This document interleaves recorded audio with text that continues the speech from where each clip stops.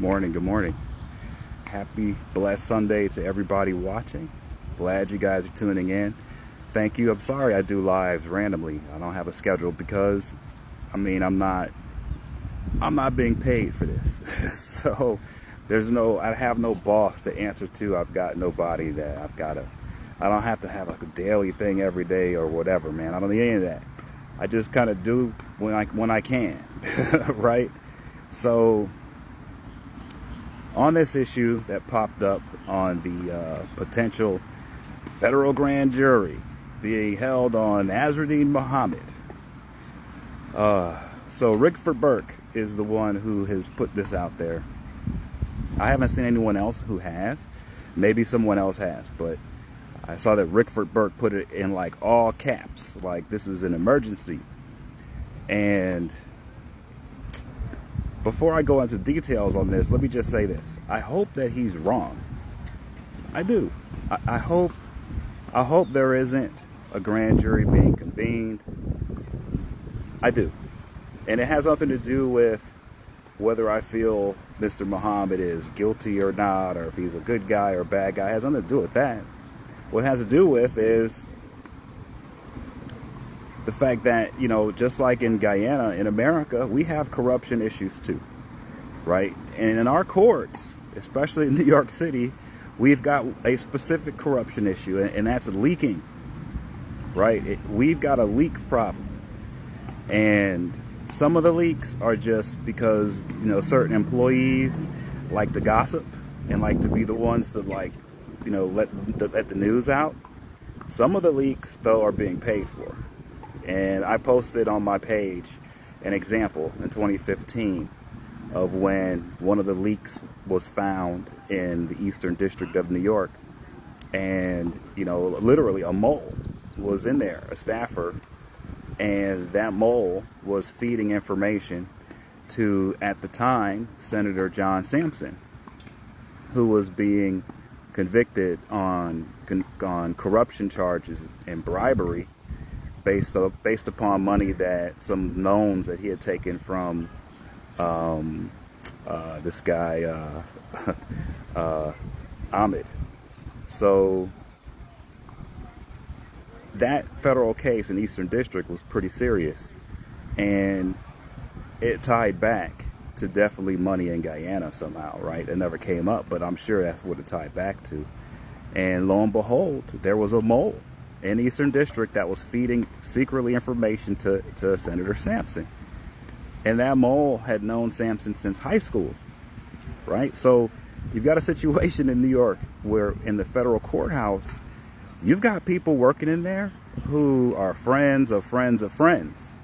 And some of them are leaking information for money. Some are leaking information just because that's what they do. But yes, we get a lot of leaks, okay? And so Rickford may be getting real information, like a real leak from somebody that works in the federal courthouse. And the reason why I say I hope that's not true is because if it's true, right, there's a big problem with that. And here's the problem. These grand juries are supposed to be very secretive, all right? And for good reason, because they don't want witnesses to be harmed or intimidated. They want to be able to, a grand jury is almost, it's our government's way of extending an investigation right up into a case. So a federal grand jury is more of an investigative tool than it is like a tool to further a criminal prosecution during a trial, right? This is still investigative mode.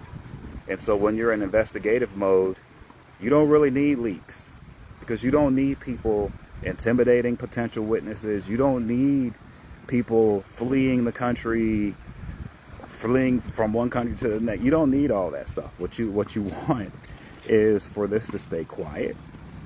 And if it's true, for it to be done in a very orderly and organized way, where potential witnesses or co-conspirators aren't intimidated into trying to cover things up, because at the end of the day, there's going to be an investigation, which is happening. At the end of the day, if there's anything bad, then there's going to be an indictment, one way or the other.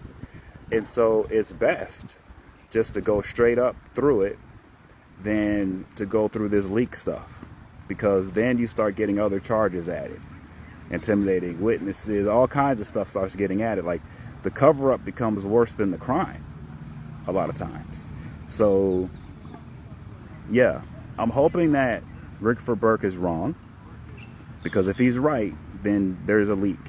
And if there's a leak on this, then people are feeling like their lives are in danger, and it's going to hamper the investigation, and it's going to hamper, you know, getting to the bottom of this and having Guyana move forward from this, right? Because at the end of the day, the country has to move forward one way or the other, and getting it mucked up with, you know, it's people getting intimidated and having stuff being drawn out and overly investigated because there's all kinds of shenanigans going on.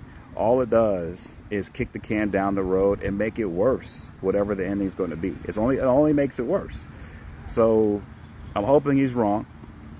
I'm hoping there is no leak, and I'm hoping that if there is some type of grand jury, or if there is an investigation, that it gets done properly without people being intimidated, without people having to fear for their lives, etc., etc. Because in a lot of this, most people are very innocent.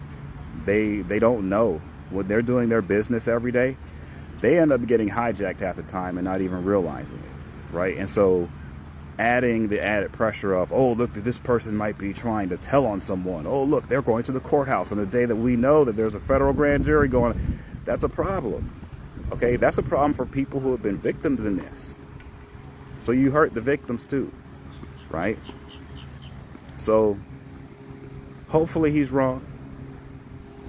But we do have a history in place that shows that, man, there are leaks coming out of the New York City courthouses, and we do know that those leaks are tied to Guyana directly. We have proof of it. Go onto my page, you will see there have been literally convictions of paid moles in our court system in New York who are coming out of or influenced by Guyana. We have that. We know this.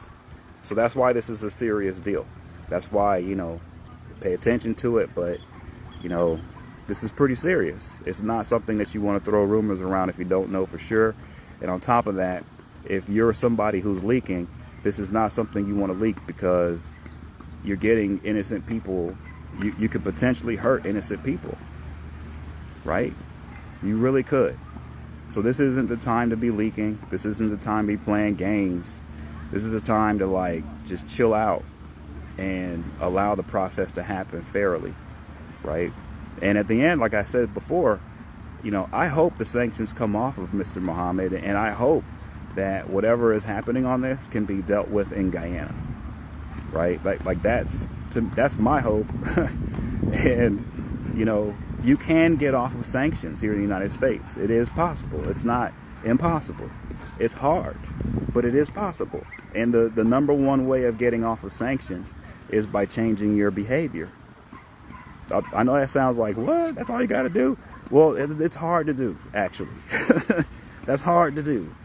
And if you can change your behavior, then you'll come off of sanctions. That's just straight up. I've seen it. It happens a lot, right? So that's what I'm hoping for. I think that's what's best for the nation of Guyana, that this sanction situation gets dealt with in a way where Mr. Mohamed changes his behavior, right? And no more sanctions on him. And then on top of that, if he's got any issues with where he didn't pay taxes on whatever, or any type of like tariffs or something, then okay, let the Guyanese government deal with that. Let him, you know, people think it's not fair. He's got money and he can, you know, he's got these lawyers, he can, you know, pay judges, and it's not fair. You're not going to get a fair trial. But look, that's Guyana. All right, whatever the outcome is, let that be what it is. But it's better that the outcome with him happen in Guyana, however that is, than for it to be drawn out and pushed through our system over here. I mean, I'm just saying, for everybody involved, it's just better all the way around. So that's my hope. I don't know if that's possible. That's been my hope the entire time. I don't know if it's possible, right? Maybe that train has already left the station. Maybe it's too late. But that's my hope. And I also hope this reporting, like I said, is wrong. Or this, leak or whatever it is Rick Burke is doing, this rumor. I hope that is wrong. And I hope we don't have leaks. But if we do, I hope the leakers stop. I hope they realize this is a serious situation. And the shenanigans, it's not going to work. The typical shenanigans that usually happen, it's not going to work. It's just going to get more and more people ensnared and more innocent people in trouble. That's just the truth, right? So we'll see how it goes. But I did want to touch on this because, I have a little bit of experience in this area when it comes to, hey, Quasi. Hey, man, it's never too late, bro. I promise you guys, and everybody watching, it is never too late. Never. It's never too late. Serious. Okay, so I have a little bit of experience seeing this stuff, and it's never too late, guys. So that's my hope. But with that said, let me finish my exercising. Have a great day, guys. Talk to you guys later.